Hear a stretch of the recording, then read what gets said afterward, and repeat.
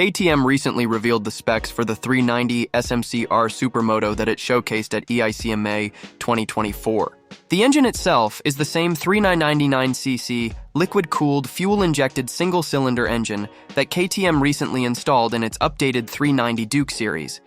It'll produce around 45 horsepower at 8,500 RPM and 28 pound-feet of torque at 6,500 RPM. Not exactly a beast, but as you can see in the video above, enough to get the job done. We previously reviewed the second generation KTM 390 Adventure here and the first generation here and found the engine to be a solid performer, especially with the optional quickshifter installed.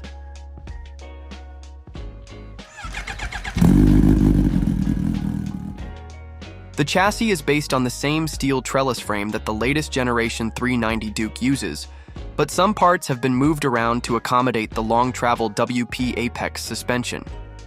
KTM says they changed the steering head angle, triple clamp, subframe mounts, and also changed the stiffness to get the handling characteristics they wanted.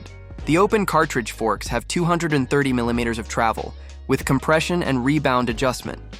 KTM says they allow for quick tool-free adjustment in 5-click increments. The shocks are offset like the old Kawasaki 650 twins and can be adjusted for rebound.